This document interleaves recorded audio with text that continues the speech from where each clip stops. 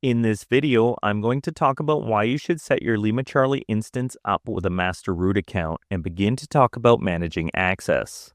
Before we dive in, I want to clarify that I'm going to use the words tenant and organization interchangeably.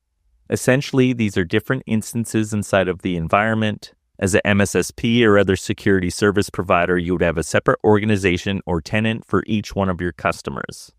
And lastly, everything we're going to cover in this video and the rest that follow in this series is based off of a public repository we have set up to show you how best to configure things for scale and efficiency. That repository can be found at github.com/refactionpoint/mssp-demo. The root account we're going to set up is simply a normal user account, but one that we dedicate to be the ultimate authority for all organizations under management.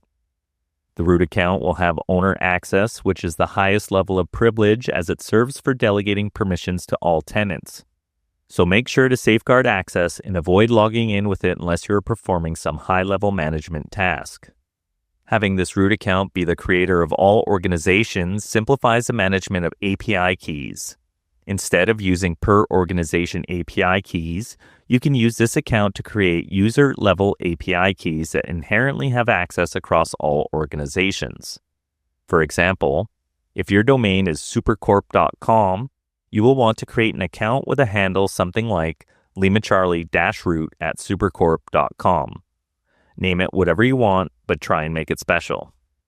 Then, when onboarding a new customer, you can log into this root account and create an organization for that customer and then manage and assign permissions to your staff with a scope limited to the responsibilities of the given operators assigned to that tenant.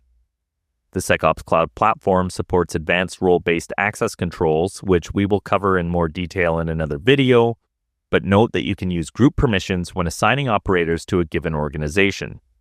For example, you can have SOC analysts in one group and detection engineers in another. By adding a person to a given group, they automatically have the permissions assigned to that group. Another point worth mentioning is that only an owner of a group can change the permissions for it. So if you use this root account to create the various group permissions, it will be the only account with which you can change the permissions for any given group. And you can achieve all of this either by using the LimaCharlie web interface or through the CLI by leveraging user API keys. User API keys for this root account allow for the full scope of automation and configuration management, simplifying the setup process for new customers. To learn more about configuration management, check out the next video in the series.